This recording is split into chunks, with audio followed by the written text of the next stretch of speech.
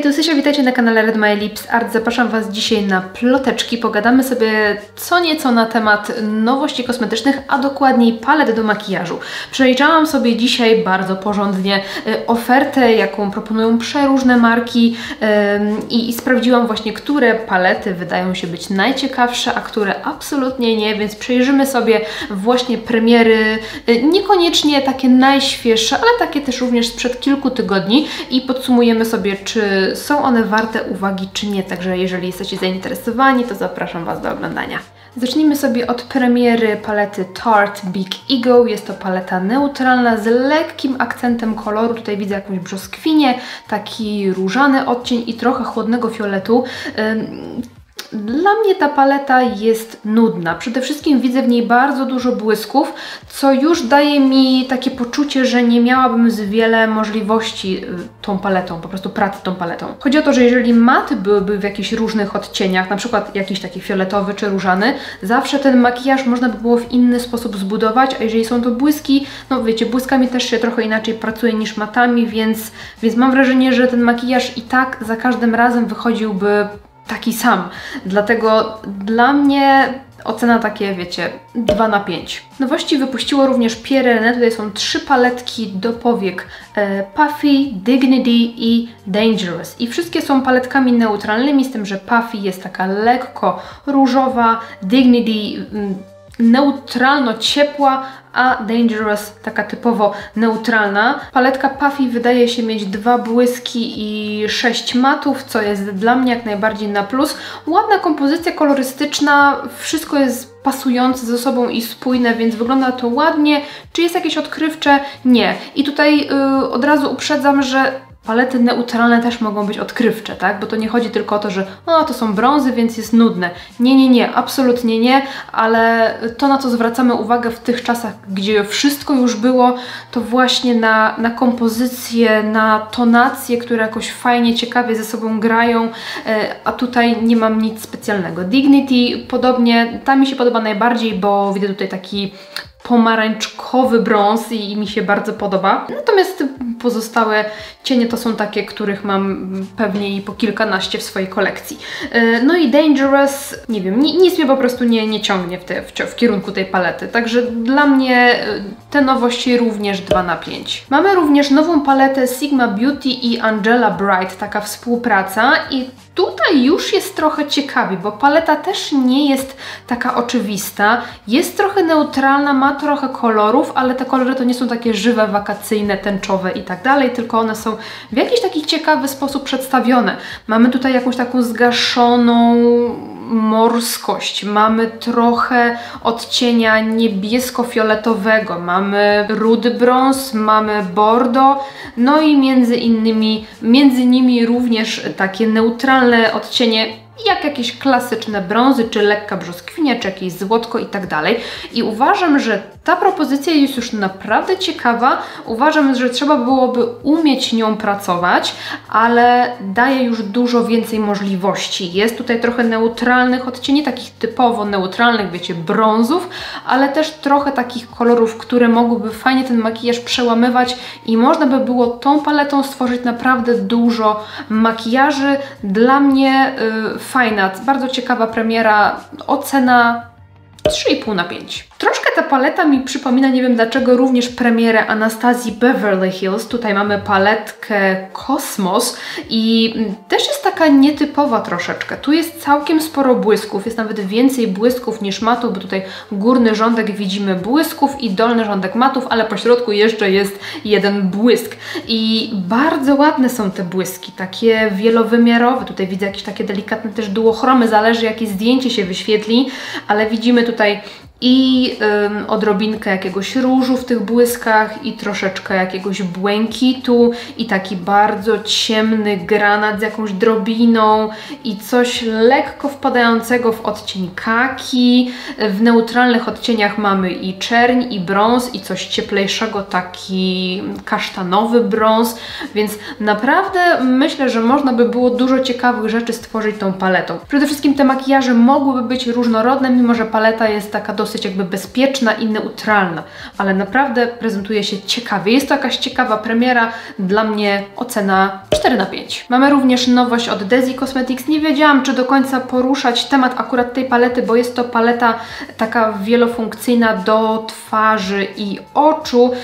No ale skoro jest to nowość, to możemy ją poruszyć. No jest to taka paleta, wiecie, bezpieczna, neutralna do zrobienia po prostu makijażu całej twarzy. Nie widzę w niej nic odkrywczego, takie palety już widziałam wielokrotnie. Zapewne tutaj chodzi o dobór tych odcieni. Podoba mi się to, że na przykład ten przejściowy brąz nie jest takim typowo ciepłym, wakacyjnym odcieniem, tylko jest nieco chłodniejszy, bo zawsze możemy użyć sobie bronzera, żeby mieć cieplejszy makijaż oka, albo takiego taupe, żeby mieć trochę chłodniejszy, więc już mamy tutaj jakieś pole do popisu, żeby coś pokombinować z tym makijażem, no ale tutaj nic poza tym mnie jakoś nie fascynuje, więc dla mnie premiera 2 na 5. Kolejną nowością będzie paleta Be Perfect Cosmetics i paleta nazywa się Gravity i jest to paleta dla fanów chłodnych odcieni i uważam, że jest to mega interesująca paleta, jeżeli lubicie chłodne palety. Przede wszystkim podoba mi się stosunek matów do błysków i akurat w tym przypadku tych błyszczących cieni ciemnych jest całkiem sporo, ale uważam, że przy tej palecie jest to jak najbardziej zasadne i może tworzyć nam bardzo fajne, ciekawe, wieczorowe makijaże. Bardzo podoba mi się również dobór matów. Mamy tutaj trochę neutralnych brązów, mamy trochę takich chłodnych odcieni taupe, po szarości, takie wiecie, betonowe szarości, jakieś lekkie przełamanie brzoskwinią, więc możemy sobie prawdopodobnie tutaj też delikatnie modyfikować temperaturę tego makijażu, przez to też będzie on mógł być nieco bardziej różnorodny. Bardzo ciekawa paleta, aż sama się nad nią zastanawiam, bo trochę ciężko z takimi chłodnymi paletami. Ta jest naprawdę interesująca, uważam, że świetny pomysł, coś świeżego, innego i bardzo fajna kompozycja, także dla mnie 5 na 5. Mamy również nowość z Glam Shopu, jaką jest paletka Resort, tutaj zresztą jest obok mnie i dacie wiarę, że nie mogłam znaleźć po prostu żadnego zdjęcia na stronie, więc przepraszam, pożyczyłam sobie od Siulki, wybacz Siulka, po prostu robisz najlepsze zdjęcia, ale jak przeglądałam dzisiaj właśnie te wszystkie premiery, to tak wiele profili na Instagramie nie ma po prostu zdjęć, na przykład nowej palety, nie? Jest jakiś filmik, ale nie ma żadnego zdjęcia. Ja nie kumam tego, po prostu to jest masakra, a potem człowiek chce do filmu i nie ma. Także apeluję do wszystkich marek, wrzucajcie zdjęcia na swoje profile na Instagramie, bo ja nie mam później jak wrzucić ich do swojego filmiku. Także wracając do palety, jest to edycja wakacyjna, ma być to paleta Resort, czyli kojarząca właśnie nam się z wakacjami, ale nie jest to kolorystyka kojarząca się z latem, czyli wiecie, jakieś tutaj tropikalne kolory i tak dalej, co uważam dla wielu osób będzie na pewno plusem, ponieważ my tutaj w Polsce raczej preferujemy neutralne kolory, mówię tutaj ogólnie, tak, no bo przypuszczam, że ja, jak i wielu moich widzów jest tutaj po to, dlatego, że ja tworzę dużo kolorowych makijaży, tak, więc nie mówimy o naszej niszy, tylko o większości po prostu Polek. Wolimy raczej takie neutralne palety. Natomiast ta jest o tyle fajna, że ponownie mamy trochę kolorów neutralnych, ale coś, co te brązy, zwykłe brązy przełamuje. Bo mamy tutaj trochę brzoskwini, jakiś błysk wpadający w niebieskość, ciemny fiolet, także odrobinkę takiego żółto-beżu, więc znowuż możemy tą paletą zrobić za każdym razem neutralny makijaż, ale za każdym razem on może być trochę inny, bo wystarczy, że pomieszamy sobie te kolory, połączymy poszczególne i wyjdzie nam zupełnie inny makijaż, więc jak na paletę taką neutralno-kolorową, czyli taką neutralną z odrobiną koloru, uważam, że kompozycja jest bardzo ładna i ciekawa i da się robić nią wiele makijaży. Dla mnie ta premiera, mimo że nie jest to totalnie moja bajka, ja wolę kolorowe palety po prostu, to uważam, że jest to naprawdę dobra premiera i moja ocena 4,5 na 5. Przechodzimy do premiery Simply Posh Cosmetics. Chciałabym również poruszyć w tym odcinku takie marki, które może dla nas Polek i Polaków są mniej znane, ale ja widuję je na zagranicznych kanałach, więc również chciałabym się do nich odnieść. I mamy tutaj markę Simply Posh Cosmetics i paletkę Citrus Punch. I jest to paletka, która totalnie woła moje imię. Ja kocham takie kolory żywe, intensywne, ale też w przepięknych odcieniach, bo kolory tęczowe też mogą być takie trochę zgaszone i takie trochę nijakie, a te są bardzo soczyste. Nie dziwię się tej nazwy, bo odcienie są przepiękne, takie żywe, kwaśne, trawiaste, bardzo ładne. Mamy tutaj i zieleń, i żółć, i brzoskwinko morele, i pomarańcz. I fajnie, że ta paleta ma zarówno jasne, jaśniejsze odcienie, jak i ciemniejsze, więc możemy sobie te kolory łączyć, przyciemniać ten makijaż w zależności od tego, jak mamy ochotę pracować tymi kolorami.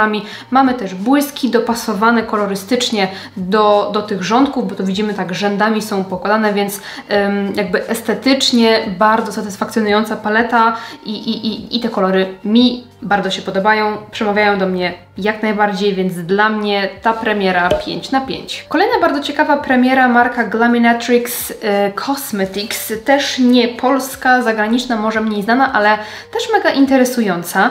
Paleta nazywa się Into the Night i ponownie mamy tutaj taką dziwną kompozycję, tak jak było z Sigmą, tak jak było z Anastazją i tak samo ten Glaminatrix też jest taka nietypowa.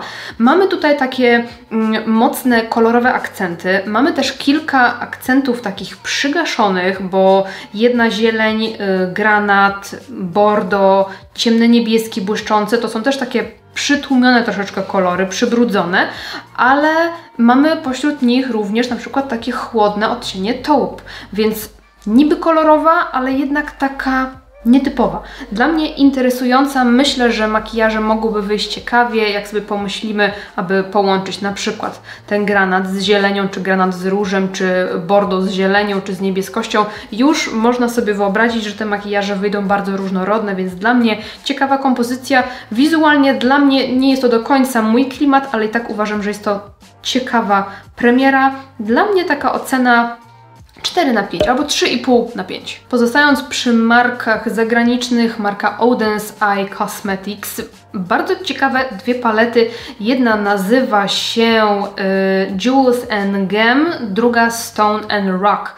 I Stone and Rock to jest paleta z dominującą ilością zieleni, ale takich zieleni przybrudzonych, takich militarnych, kaki, oliwek, plus jakieś tam dodatki typu mięta, brzoskwinia, butelkowa zieleń. Fajnie, że w tej palecie te zielenie są właśnie takie bardzo różnorodne. Od oliwki po miętę, po butelkową zieleń, więc jest taka kompletna pod kątem tych zieleni, plus jakieś takie delikatne, neutralne kolory, jakaś taka przełamana brzoskwinka, także bardzo ładna paleta. Ja kocham takie odcienie takich brzydkich zieleni, więc jest totalnie cudowna dla mnie i fajnie, że te neutralne kolory są takie troszkę chłodniejsze, więc nie zrobimy sobie takiego makijażu w klimacie safari, w sensie możemy, jeżeli połączymy sobie na przykład brzoskwinkę, ten taki żółtawy, zielony i jakiś militarny, ale możemy sobie właśnie dodać te neutralne kolory i wtedy wyjdzie nam taki chłodniejszy kolor, chłodniejszy makijaż, więc jest spoko. A druga, czyli Jewels, to jest taka paleta z dominującą ilością niebieskości, ale te niebieskości są takie przełamane, że mamy tutaj fiolety i niebieskości, very peri, gołębi, szary, coś takiego, plus odrobina koloru w postaci takiego łososiowego odcienia, czy na przykład bordo. Też fajna paleta, szczególnie dla fanów takich naprawdę chłodnych palet. Uważam, że kompozycyjnie też bardzo fajnie się prezentuje. Fajnie są te kolory przełamane, ten dominujący kolor, czyli właśnie jakaś taka niebieskość. Fajne dodatki, tak? Czyli właśnie ta brzoskwinka czy bordo. Paleta prezentuje się bardzo ładnie. Obie dla mnie mają taką ocenę 3,5 na 5, powiedzmy, 4 na 5, tak ciężko mi ocenić, bo ja wolałabym, żeby jednak było troszkę chyba więcej tych matów, ale wygląda bardzo ładnie. Paleta Nomad Cosmetics, ponownie temat zieleni, tym razem paleta taka w stylu safari, czyli i zielenie w różnych odcieniach i jakieś brązy, troszkę takiej pomarańczki przełamanej, beże, więc no taki typowo safari. Uważam, że ta paleta jest idealna dla mnie, jeżeli chodzi o kompozycję kolorów, analizę kolorystyczną. To są moje kolory generalnie, więc mi się podoba bardzo. Fajny stosunek matów do błysków, wszystko się zgadza, błyski są jaśniejsze w większości, tutaj chyba mamy jeden jakiś tam ciemniejszy, ale generalnie dużo matów w różnych kolorach, więc możemy sobie też modyfikować. Mamy odcień takiego chłodnego brązu i cieplejszego, bardziej rudego, także fajna, bardzo mi się podoba kompozycja tej palety i woła moje imię trochę, niestety. Nie odchodzimy jeszcze od klimatów takich przybrudzonych zieleni, no bo oczywiście paletka Yuka od Nataszy Denony, czyli najnowsza paleta tej marki i tej wizerzystki. No, przyznam się, że jak ją zobaczyłam, to trochę na nią zachorowałam. Wygląda przepięknie, bardzo podobają mi się te zielenie, bardzo podobają mi się akcenty w postaci brzoskwini, w postaci turkusu, ale takiego ciepłego turkusu, takiego zielono-turkusowego odcienia, w postaci neonu, w postaci lekkiej pomarańczy, ciekawe błyski. No, wygląda przepięknie i do takich neutralnych makijaży, i do takich troszkę bardziej kolorowych. Uważam, że naprawdę przepiękna paleta, odpowiednia ilość matów, jak dla mnie prezentuje się super. Dla mnie takie brudne zielenie to jest nowy brąz w makijażu i wielu osobom bardzo pasuje, mimo że nawet nie mają o tym pojęcia, więc paleta jest przepiękna. Wiem, że kilka osób z Was, moich widzów, już tą paletę kupiło. Pisaliście mi w komentarzach, więc no to przez Was zachorowałam właśnie na tą paletę.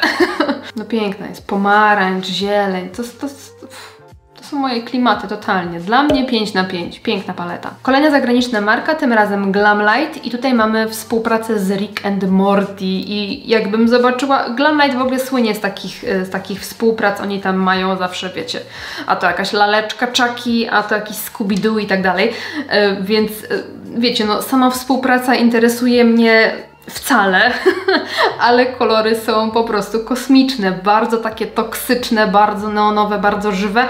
Mamy dużo niebieskości, fioletów, zielenie, brzoskwinie, czerwienie, więc no dużo kolorów, całkiem sporo matów, ale też sporo błysków, więc no możliwości ta paleta daje bardzo dużo. Do mnie była w szczególności ta zieleń, która tak tutaj się błyszczy w tej palecie. Ona interesuje mnie najbardziej, ale generalnie sama kompozycja jest super. Uwielbiam połączenie zieleń, niebieski, fiolet, róż i w tym przedziale jest bardzo dużo możliwości mieszania sobie tych kolorów, więc dla mnie ta premiera również 5 na 5. Colourpop również wypuściło nową paletę i jest to paleta Lost in Wonderland, czyli taka inspirowana Alicją w Krainie Czarów. Bardzo ładna paleta, ale znowuż miałam straszny problem, żeby znaleźć w ogóle jakieś zdjęcie tej palety, jakieś zdjęcia na stronie na Instagramie, czy po prostu na stronie na sklepie. Nie wiem co te marki po prostu sobie wyobrażają, że ja będę po prostu wiedziała z Insta Stories, że coś nowego się pojawia, no come on. Weźcie to, wrzućcie na stronę, żebym po prostu mogła to znaleźć. Ładna paleta, taka pastelowa, ale nie do końca fajna, ładnie się prezentuje, ale jak mam ją ocenić? Dużo ciemnych błysków, ale zero ciemnych matów. Ładne kolory, ładnie się komponują temperaturą i tak dalej. Może być takie 3,5 na 5. Mamy również nową paletę od Lunar Beauty, czyli marki Many MUA i ta ona powstała we współpracy, zapomniałam z kim, z tą taką dziewczyną, tu Wam napiszę. I powiem Wam, że tak trochę mi przypomina tego Glam Shopa naszego, ze względu na te połączenie właśnie brązów i fioletów, ale tutaj widzę jeszcze jakąś zieleń, także no, ciekawe. Tutaj jest jakiś taki turkusowy błysk. Ładnie się prezentuje ta paleta. Ciekawa, jak dla osób, które lubią kolory neutralne, ale niekoniecznie brązowe. Myślę, że się prezentuje naprawdę fajnie. Także dla mnie takie 3,5 na 5. No i z Colourpop z takich widocznych premier paleta Smoking Hot i jest to też paleta neutralna, ale taka ciepła, z dodatkiem czerwieni, pomarańczy, brzoskwini, bardzo duża paleta, bardzo dużo cieni i matów i błysków. Na moje gusta za duża, nie lubię aż tak dużych palet, ale kompozycyjnie prezentuje się całkiem spoko. Też bym dała jej 3,5 na 5. Z takich mniej znanych marek mamy jeszcze premierę Blend Bunny Cosmetics i paleta nazywa się Sugar and Grunge. Ciekawa, bardzo ciekawa paleta, ponieważ mamy tutaj i takie bardzo ciemne odcienie. Ten trzeci rządek to jest taki mega ciemny i tutaj są różne odcienie, to nie są tylko czernie. Tutaj jest takie ciemne bordo, ciemny granat, bardzo ciemna zieleń, więc to nie są takie tylko ciemne. I plus do tego nieco jaśniejsze kolory, trochę pasteli, trochę matów.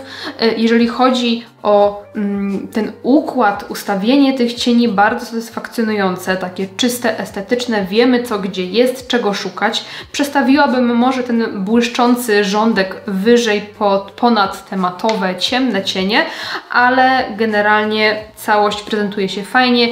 Wiadomo na czym złapać oko, bo jeżeli chcemy coś cieplejszego, to sięgamy po brzoskwinie czerwień, jeżeli chcemy coś w zielenie, no to sięgamy po turkus zieleń, jak chcemy coś z różem, no to widzimy gdzie co jest po prostu. Więc kompozycyjnie pięknie, jeżeli ktoś lubi takie klimaty z jednej strony cukierkowe, a z drugiej strony grunge'owe, no bardzo ciekawa paleta, też bym dała jej takie 4 na 5, bo kompozycyjnie i kolorystycznie jest interesująca. I ma w sobie szarość, którą rzadko widujemy w paletach, więc fajnie. Wracając do naszych polskich korzeni, marka Affect. Premiera może nie jakaś najświeższa, ale najnowsza po prostu z tych, jakie marka Affect miała. Paleta Desert Wonders, limitowana, taka orientalna. Nie lubię tego określenia, ale wciąż jest używane. No i jest to paleta brązów, neutralnych odcieni, przełamanych jakimś tam kolorem. Widzimy tu pomarańcz, niebieskość, jakieś takie różne klimaty. No i ona mi troszeczkę przypomina tą Anastazję Beverly Hills, tak troszeczkę, i tą Sigmę również, coś w tym klimacie. I mamy tutaj błysków i matów pół na pół. No wiecie, ja bym wolała więcej matów, ale no, prezentuje się dosyć ciekawie, natomiast nie jest ta kompozycja jakaś taka zniewalająca dla mnie. Dałabym takie 3 na 5. Następnie marka Lamel Cosmetics, też ciężko znaleźć jakieś fajne zdjęcia na stronie, bo w zasadzie jest tylko jedno i filmik, ale paleta prezentuje się naprawdę ciekawie, ponieważ mamy tutaj i takie bardzo żywe, intensywne, wręcz neonowe kolory, takie uderzeniowe, ale mamy też na przykład czerń, mamy jakieś jasne odcienie i trochę chłodnych, na przykład odcień Da Vinci i Fresco, to są takie taupe, szarości, coś te klimaty, więc fajnie, że jest paleta, która ma w sobie jakieś takie kolory, ale też chłodniejsze odcienie. Myślę, że dzięki temu można by było fajnie ten makijaż komponować. No i wiecie, same kolory ze sobą łączyć w różny sposób, plus właśnie dodawać do tego jakieś neutralne. Mamy trochę fioletów, pomarańcze, róże, także no prezentuje się całkiem ciekawie. Ban za zdjęcie, które nie pokazuje zbyt wiele, że trzeba się naszukać i nagrzebać, ale uważam, że jest to całkiem ciekawa premiera, dałabym takie 4 na 5. Następnie Hean i artystyczna alternatywa, czyli ta paletka, która jest tutaj u mnie. O, właśnie mi puścił mi guziczek, no nieważne. Paletka, która powstała we współpracy z artystyczną alternatywą, czyli szkołą makijażu i jest to paletka łącząca w sobie neutralne kolory i tutaj takie już typowe brązy i kilka akcentów kolorystycznych jak róż, błękit czy taka czerwień, zgaszona czerwień. I powiem Wam, że nie jestem do końca do tej palety przekonana, bo no okej, no mamy brązy, mamy tą bazę kolorystyczną, nic się ciekawego w tych brązach nie dzieje, nie mamy jakichś chłodnych, ciepłych, nic, po prostu brązy i fajnie, że mamy całkiem sporo błysków, ale żałuję, że te błyski wszystkie są w zasadzie w tym samym kolorze, że okej, tu mamy bardziej perłowy, tu bardziej metaliczny, tu bardziej taki drobinkowy, ale one są prawie takie same. Znaczy, no wiecie, no to są beże dwa. Tu jest trochę bardziej srebrzysty, nie? Ale mamy jakieś tam fajne kolory, ale nie mamy żadnych błysków, które jakoś fajnie by to podkręciły. Fajnie, że jest dużo matów, ale właśnie brakuje mi w tych różnorodności, w tych błyskach. One mają różną formułę, ale nie mają różnych kolorów i tutaj trochę szkoda. Natomiast jeżeli chodzi o kolory, one nie będą ze sobą jakoś specjalnie grać, bo one ani nie są temperaturą jakoś skomponowane spójnie, ani odcieniami, więc możemy oczywiście robić różnorodne makijaże, na przykład łączyć sobie ten błękit z brązem, czy robić sobie taki czerwono-brązowy makijaż, czy różowy, więc możemy zrobić oczywiście różnorodne makijaże, ale te kolory ze sobą wspólnie niekoniecznie muszą wszystkie fajnie grać, więc dla mnie taka, nie wiem, 2,5 na 5. Marka Too Faced wypuściła również nową paletę Cosmic Crush, taką neutralną, ponownie z jakimś lekkim kolorkiem, tutaj bardziej w kierunek różu. Tutaj mnie jakoś mocno nie ciągnie do tej palety, ale zauważyliście, że już któraś paleta, która wygląda tak dosyć podobnie, bo ona też mi troszeczkę przypomina tą z Affectu, tą z Anastazji, tą z Sigmy i one tak wszystkie tak... Nie wiem. Tutaj fajne jest to, że te maty są większe, a błyski mniejsze i mamy różne temperatury tych matowych cieni, bo mamy i taki po prostu brąz, troszeczkę cieplejszy, troszeczkę bardziej różany, taupe, więc no w sumie i mamy troszeczkę jasny odcień, taki białawo, kość słoniowa, coś takiego. Całkiem spoko w sumie. Może zamiast tego ciemnego błysku wolałabym jakiś taki ciemny mat, ale poza tym całkiem ciekawa paleta. Niech będzie 3,5 na 5. Jeśli szukacie ciekawej, chłodnej palety, to uważam, że premiera LH Cosmetics jest fantastyczna. Paletka 9 nazywa się Aim Higher Palette. Wygląda absolutnie przebosko, jest mega ciekawa, jest chłodna, ale nieduża, więc jeżeli nie potrzebujecie wielkiej, chłodnej palety, jest to świetna opcja. Mamy tutaj czerń, mamy tutaj szarość, mamy tutaj taupe, mamy tutaj beige, mamy tutaj błyski ciemniejsze i jaśniejsze i akcent koloru w postaci takiego żółtawego błysku. Uważam, że paleta jest bomba. No jest po prostu fantastyczna, prezentuje się genialnie i można nią śmiało stworzyć i troszkę bardziej neutralny makijaż i taki typowo chłodny. No jak ktoś lubi chłodne odcienie i nie potrzebuje dużej palety, to ta jest 5 na 5, totalnie 5 na 5. W sumie na deser zostawiłam sobie markę Cosmic Brushes, na których palety poluję i ostatnio próbowałam kupić i mi się nie udało. I już powiem Wam dlaczego. Wyszła nowa paleta, która nazywa się Delicious Delights. Jest to paleta taka kolorowo-pastelowa, tak bym powiedziała, bo mamy tutaj zarówno odcienie takie naprawdę jaśniutkie, jak i żywsze, neonowe, takie soczyste, wakacyjne. Totalnie do mnie ta paleta przemawia, plus ma przepiękne takie multichromowe błyski i wygląda absolutnie genialnie w kompozycji właśnie z tymi wszystkimi kolorami, bo te błyski zawierają w sobie te kolory, które są w matach, więc jest po prostu petarda. Mamy taką pastelową tęczę, możemy ją sobie rozjaśnić i udelikatnić, możemy ją sobie przyciemnić, więc wygląda genialnie i chciałam ostatnio kupić tą paletę w zasadzie inaczej. Czaiłam się na wcześniejszą premierę palety, czyli paletę Muse, w której jestem zakochana. I to przez Ciebie, Martulec, tak, przez moją Wickę. Paleta, która ma w sobie bardzo ciekawą kompozycję fioletów, zieleni, pomarańczy, różu, turkusu. Mega ciekawa kompozycja kolorystyczna. Chodzi mi tutaj i zarówno o dobór kolorów, o temperaturę tych kolorów, o kompozycję, połączenie właśnie tych konkretnych odcieni wygląda mega interesująco i jest dla mnie fantastyczną paletą i czaiłam się na tą paletę, czekałam aż pojawi się nowy drop, jakby dostawa tej palety, ale razem z dostawą właśnie pojawiła się paleta Delicious Delights. No i potrzebowałam chwili, żeby zastanowić się, czy potrzebuję kupić Muse, czy potrzebuję kupić Delights, czy muszę kupić obie.